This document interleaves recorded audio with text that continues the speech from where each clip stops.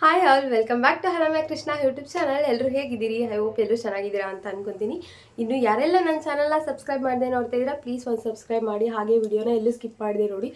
ಇವತ್ತು ಮಾರ್ನಿಂಗಿಂದ ವ್ಲಾಗ್ನ ಶುರು ಮಾಡ್ತೀನಿ. ಏನಪ್ಪ ಮಾಡ್ತಾಯಿದ್ದೀನಿ ಅಂತಂದರೆ, ಇಲ್ಲಿ ನೋಡಿ, ಸಂಕ್ರಾಂತಿ ಸ್ಪೆಷಲ್ ಎಳ್ಳು ಬೆಲ್ಲ ಮಾಡ್ತಾಯಿದ್ದೀನಿ.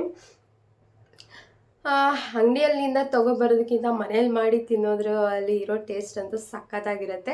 ಅದರಲ್ಲೂ ಅಂಗಡಿಯಿಂದ ತೊಗೊಬಂದರೆ ಡೇ 1 ಅಥವಾ 2-3 ಡೇಸಿಗೆಲ್ಲ ಹಾಳಾಗಿಬಿಡುತ್ತೆ. ಕೊಬ್ಬರಿ ಮತ್ತು ಇದೆಲ್ಲ ಹಾಳಾಗಿಬಿಡುತ್ತೆ. ಹಾಗಾಗಿ ನಾನು ಆಲ್ಮೋಸ್ಟ್ ಯಾವಾಗಲೂ ಮನೇಲೇ ಮಾಡೋಕ್ಕೆ ಟ್ರೈ ಮಾಡ್ತೀನಿ. ಯಾವಾಗಲೂ ಅಷ್ಟೇ ಮನೇಲೇ ಮಾಡಿದ್ದೀನಿ. ಅದ್ರ ಜೊತೆ ನಿಮಗೂ ಹೇಗೆ ಮಾಡೋದು ಅಂತ ಹೇಳ್ಕೊಡೋಣ ಅಂತ ಅಂದ್ಬಿಟ್ಟು ಬಂದೆ. ಆಲ್ಮೋಸ್ಟು ತುಂಬ ಚೆನ್ನಾಗಿ ಗೊತ್ತಿರುತ್ತೆ, ಮನೇಲೇ ಮಾಡ್ಕೋತಾರೆ.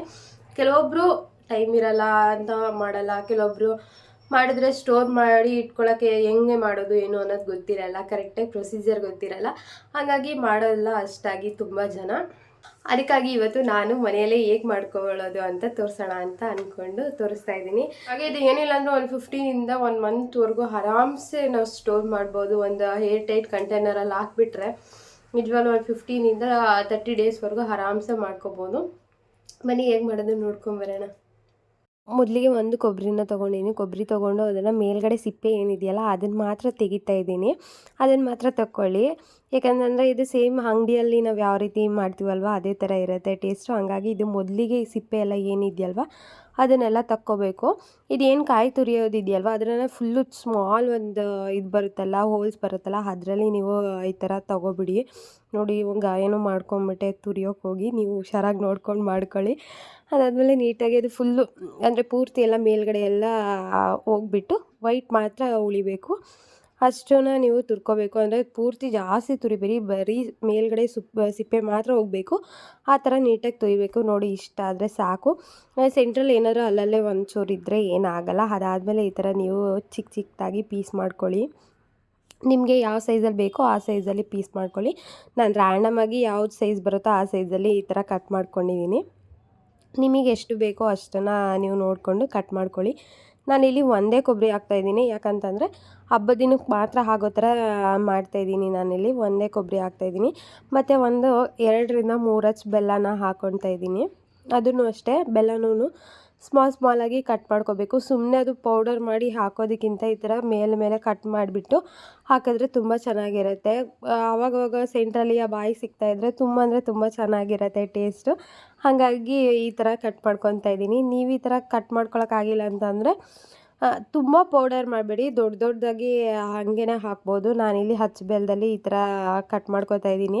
ಉಂಡೆ ಬೆಲ್ಲ ಆಯಿತು ಅಂತಂದರೆ ಈ ಥರ ನಿಮಗೆ ಕಟ್ ಮಾಡೋಕ್ಕೆ ಬರಲ್ಲ. ಅದನ್ನು ಇದು ಮಾಡಬೇಕಾಗುತ್ತೆ, ಪುಡಿ ಮಾಡಬೇಕಾಗುತ್ತೆ. ಅದಕ್ಕಾಗಿ ಈ ಥರ ಹಚ್ಚ ಬೆಲ್ಲನ ತೊಗೊಳ್ಳಿ. ಹಚ್ಚ ಬೆಲ್ಲನ ತೊಗೊಂಡ್ರೆ ಈ ಥರ ನೀಟಾಗಿ ಕಟ್ ಮಾಡಿಕೊಂಡು ಸೈಡಿಗೆ ಎತ್ತಿಟ್ಕೋಬೋದು. ನೋಡಿ ಇಷ್ಟು ನೀಟಾಗಿ ಮಾಡಿಕೊಂಡು ಅದಾದಮೇಲೆ ಗ್ಯಾಸ್ ಹಚ್ಕೊಳ್ಳಿ. ಗ್ಯಾಸ್ನ ಹಚ್ಕೊಂಡು ಒಂದು ಬಾಣಲಿನ ಇಟ್ಕೊಳ್ಳಿ. ಬಾಣಲಿ ಇಟ್ಕೊಂಡು ನಾವು 1 ಕಪ್ ಇಲ್ಲಿ ಕಡಲೆ ಬೀಜನ ತೊಗೊಂಡಿದ್ದೀನಿ. ಆದಷ್ಟು ಲೋ ಫ್ಲೇಮಲ್ಲಿ ಹುರ್ಕೊಳ್ಳಿ.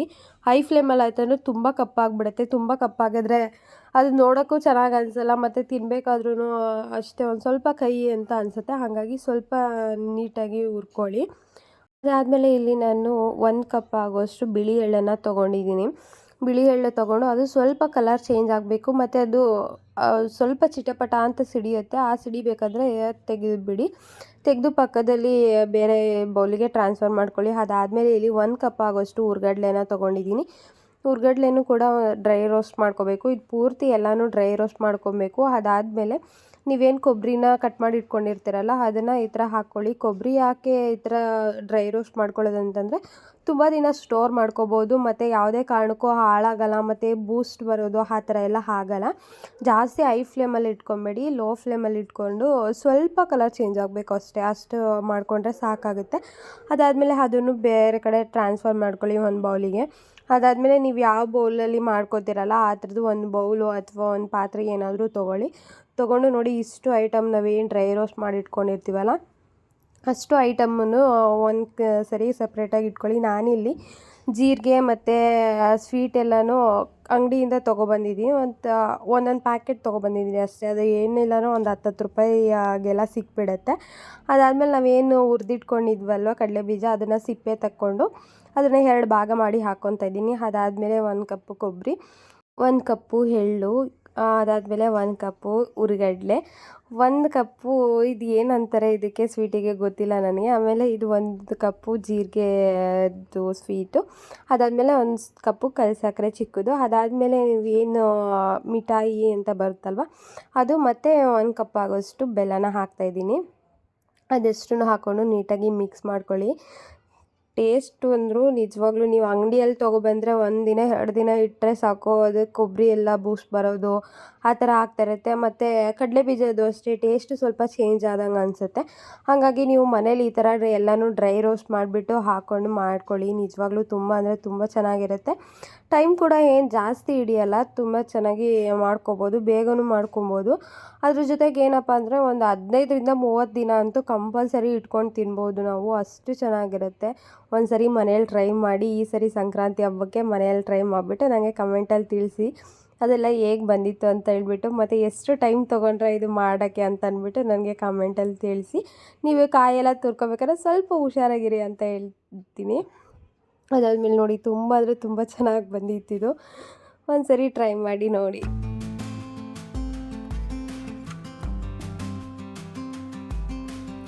ಐ ಹೋಪ್ ಈ ವಿಡಿಯೋ ಎಲ್ರಿಗೂ ಇಷ್ಟ ಆಯಿತು ಅಂತ ಅನ್ಕೋತೀನಿ. ಇಷ್ಟ ಆಗಿದ್ರೆ ಪ್ಲೀಸ್ ಒಂದು ಲೈಕ್ ಮಾಡಿ, ಹಾಗೆ ಶೇರ್ ಮಾಡಿ. ನಿಮ್ಮ ಅನಿಸಿಕೆ ಏನಾದರೂ ಇತ್ತು ಅಂದರೆ ಕಮೆಂಟಲ್ಲಿ ತಿಳಿಸಿ.